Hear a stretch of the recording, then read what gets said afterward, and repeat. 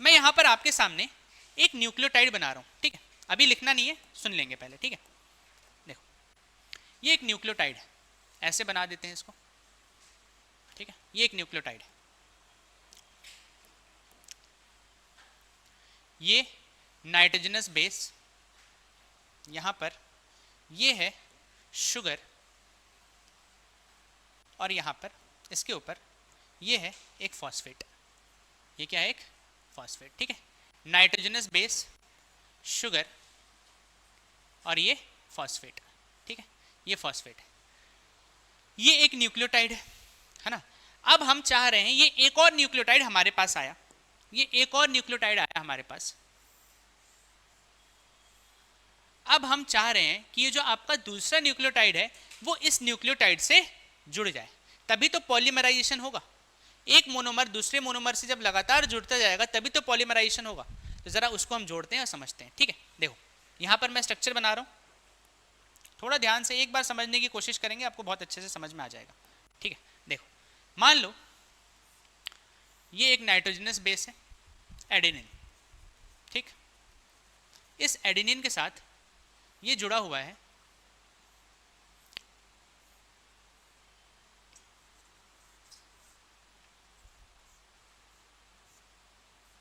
Sugar,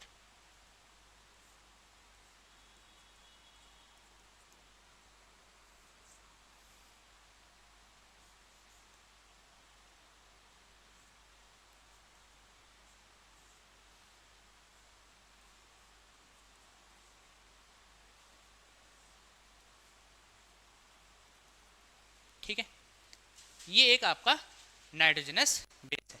हमेशा याद रखना कभी भी कोई न्यूक्लियोटाइड जुड़ता है, मेरा स्टेटमेंट ध्यान से सुनना, कभी भी कोई न्यूक्लियोटाइड जब जुड़ने आता है किसी दूसरे न्यूक्लियोटाइड से, वो हमेशा अपने ट्राइफॉस्फेट फॉर्म में आता है। किस फॉर्म में आता है? ट्राइफॉस्फेट के फॉर्म में आता है। यानी कि अगर मान लो यहाँ पे आप ग्वानिन जोड़ना चाहते हैं तो ग्वानिन हमेशा इस फॉर्म में नहीं आएगा, वो किस फॉर्म में आएगा? ट्राइफॉस्फेट के फॉर्म में आएगा। किस फॉस्फेट के फॉर्म में आएगा? ट्राइफॉस्फेट के फॉर्म में आएगा। समझ में आई मेरी बात? अब देखो इस इधर का मैं मिटा दे रहा हूँ, है ना। मान लो ये एक दूसरा न्यूक्लियोटाइड है,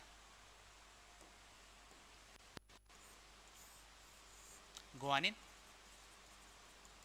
ठीक है, ये इसके साथ जुड़ा हुआ है, ये शुगर, शुगर,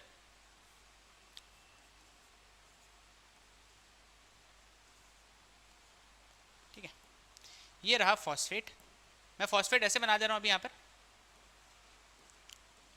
फॉस्फेट, ये फॉस्फेट 1, ये फॉस्फेट 2, ये फॉस्फेट 3, ठीक है। तो ये जो ग्वानिन होगा वो अब इससे जुड़ना चाह रहा है। ये ग्वानिन जो होगा, ये जो आपका न्यूक्लियोटाइड यहाँ पे दिख रहा है, ये न्यूक्लियोटाइड जो होगा वो अपने ट्राइफॉस्फेट के फॉर्म में आएगा। जो ग्वानिसिन जो है ये किस फॉर्म में आएगा? ट्राइफॉस्फेट। ये क्या ट्राइफॉस्फेट फॉर्म आपको दिखाई दे रहा है यहाँ पर? किस फॉर्म में आएगा? ट्राइफॉस्फेट के फॉर्म में आएगा, ठीक है। किसी भी न्यूक्लियोटाइड, कोई भी न्यूक्लियोटाइड जब आपने ट्राइफॉस्फेट फॉर्म की में होता है तो वो एटीपी की तरह फंक्शन करता है। किसकी तरह फंक्शन करता है? एटीपी की तरह। अच्छा मुझे एक बात बताओ, कोई मुझे बताएगा एटीपी एनर्जी रिलीज कैसे करता है? एनर्जी का प्रोडक्शन कैसे करता है?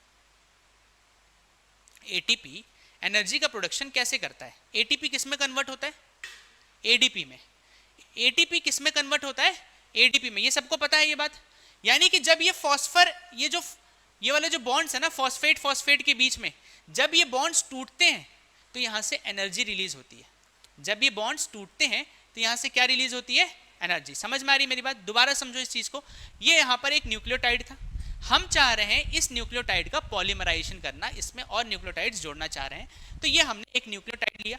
ये न्यूक्लियोटाइड हमेशा हमेशा हमेशा अपने ट्राइफॉस्फेट के फॉर्म में आएगा। किस फॉर्म में आएगा? ट्राइफॉस्फेट के फॉर्म में आएगा। और ये क्या करेगा? ये इससे जुड़ना चाह रहा है ना। किसी से जुड़ना हो तो एनर्जी लगती है कि नहीं लगती है? बताओ बताओ भाई। अगर आप किसी से जुड़ना चाह रहे हो तो क्या आपको एनर्जी चाहिए होगी कि नहीं चाहिए होगी? ये अगर इससे जुड़ना चाह रहा है तो क्या इसको एनर्जी चाहिए होगी? वो एनर्जी कहां से आएगी? वो इस बॉन्ड को तोड़ कर आएगी। तो ये जो बॉन्ड जब टूटेंगे ना, ये जब बॉन्ड टूटेंगे तो यहां से एनर्जी रिलीज होगी। क्या रिलीज होगी? एनर्जी। और ये एनर्जी क्या होती है? Used to form bond with other nucleotide. समझ में आई मेरी बात? यहां पर ये एनर्जी, ये एक फॉस्फेट टूटा, ये दूसरा फॉस्फेट टूटा, ये किस में कन्वर्ट हो गया? मोनोफॉस्फेट में। किस में कन्वर्ट हो गया? ट्राइफॉस्फेट फॉर्म में आया था, किस में कन्वर्ट हो गया? मोनोफॉस्फेट में। दो फॉस्फेट के बॉन्ड टूट गए तो ये किस में कन्वर्ट हो गया? मोनोफॉस्फेट। तो जो आपका जीटीपी था, क्या था? जीटीपी किस में कन्वर्ट हो गया? जीएमपी में। किस में कन्वर्ट हो गया? और यहां से क्या रिलीज हुई? एनर्जी। क्या रिलीज हुई? यहां से एनर्जी। बात समझ में आई? ये बात समझ में आई? अब इस एनर्जी का इस्तेमाल हम कहां करेंगे? इस एनर्जी का इस्तेमाल इसको इससे जोड़ने में करेंगे। इसको इससे जोड़ने में हम इस एनर्जी का इस्तेमाल करेंगे। बात समझ में आ रही है? बोलो हाँ या ना। चलो जोड़ के देखें। तो अब जो है हम इसको इससे जोड़ने की कोशिश करते हैं। देखिए इसी को मैं यहां पर बना रहा हूं।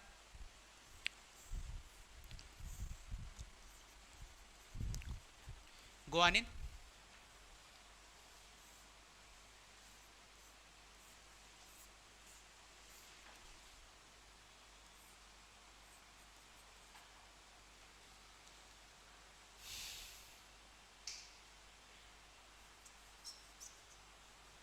थोड़ा सा डायग्राम सही बनाने के लिए, यहाँ पर आपको पता है OH प्रेजेंट है, यहाँ पर H मान लो या OH कुछ भी मान लो, ठीक है।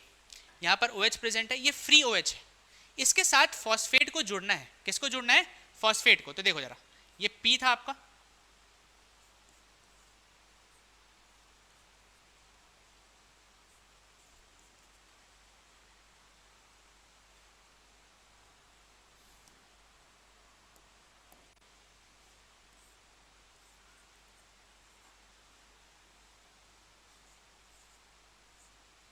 ठीक है। देखो जब ये अपने मोनोफॉस्फेट फॉर्म में आएगा, जब ये अपने मोनोफॉस्फेट फॉर्म में आएगा तो वो बिल्कुल ऐसा ही दिखाई देगा, हाँ या ना? ऐसा दिखाई देगा कि नहीं दिखाई देगा? देखो दोबारा एक बार बनाता हूँ स्ट्रक्चर को। इसको मैं इस कलर से बनाता हूँ ताकि आप लोग कंफ्यूज ना हो।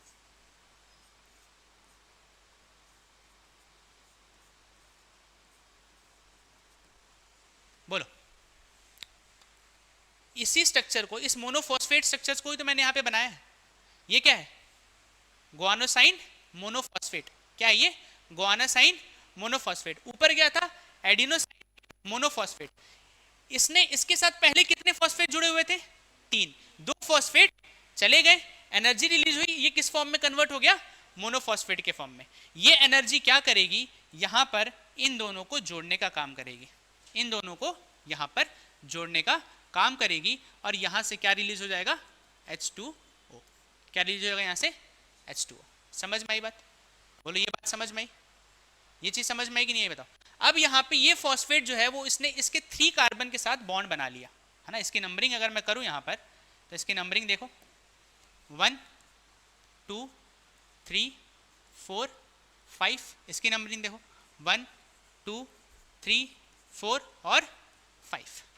तो जो नया न्यूक्लियोटाइड जुड़ा है, जो नया न्यूक्लियोटाइड जुड़ा है वो किस कार्बन पे जुड़ा है? 3rd कार्बन पे। किस कार्बन पे जुड़ा है? 3rd कार्बन पे। समझ में आ रही है मेरी बात? नया न्यूक्लियोटाइड किस कार्बन पे जुड़ा है? 3rd कार्बन पे। अब अगला जो न्यूक्लियोटाइड जुड़ेगा वो भी किस कार्बन पे जुड़ेगा? 3rd कार्बन पे। उसके अगला जुड़ेगा वो भी किस पे जुड़ेगा? 3rd कार्बन पे। इसलिए डायरेक्शन ऑफ पॉलीमराइजेशन हमेशा हमेशा हमेशा कैसा होता है? 5 प्राइम टू 3 प्राइम। ये पॉइंट समझ में आया कि नहीं आया? बताओ। ये पॉइंट समझ में आया? ये पॉइंट समझ में आया कि नहीं आया? बोलो हाँ या ना में जवाब दो। आया समझ में? दोबारा समझते हैं, ठीक है? एक बार और समझते हैं। यहां तक ये आपका एक न्यूक्लियोटाइड था जिसमें आपका ये नाइट्रोजनस बेस है, ये शुगर है, ये फॉस्फेट है। हम एक और न्यूक्लियोटाइड इसमें जोड़ना चाह रहे हैं, तो हमने सोचा कि चलो हम इसमें गुआनिन को जोड़ने की कोशिश करते हैं। गुआनिन को जोड़ना है तो हमें एनर्जी चाहिए होगी। हम गुआनिन को क्या कहेंगे? भाई तू एनर्जी को साथ में लेके आ। एनर्जी को वो साथ में लेके आएगा। किसको? 2 फॉस्फेट को अपने साथ और लेके आएगा। कहेगा कि भाई वहां पे एनर्जी की जरूरत है, तो वो ट्राइफॉस्फेट की फॉर्म में यहाँ पर आएगा। तो ये न्यूक्लियोटाइड जो है वो किस फॉस्फेट, किसके फॉर्म में आ रहा है? ट्राइफॉस्फेट के फॉर्म में। अब यहाँ पहुंचा तो इसको एनर्जी चाहिए, तो इसने क्या बोला? 2 फॉस्फेट को अपने आप से दूर कर दिया। जब इसने 2 फॉस्फेट को दूर कर दिया तो इसके पास एनर्जी बन ली, इसके पास एनर्जी रिलीज हुई। उस एनर्जी का इस्तेमाल करेगा वो यहाँ पर बॉन्ड बनाने के लिए। क्या बनाने के लिए? बॉन्ड बनाने के लिए। तो उसने क्या किया? यही तो था फॉस्फेट। ये जो मैंने यहाँ पे जो फॉस्फेट बचा हुआ है इसको मैंने यहाँ पे बना दिया, इसका स्ट्रक्चर मैंने बना दिया यहाँ पर। तो ये फॉस्फेट क्या करेगा? इसके 3 प्राइम कार्बन के साथ एक बॉन्ड बना लेगा और इसको हम क्या बोलेंगे बताओ? ये शुगर है, ये शुगर है, ये क्या है? फॉस्फेट एसिड है। शुगर और एसिड के बीच का बॉन्ड फॉस्फो ईस्टर बॉन्ड। ये कौन सा बॉन्ड है?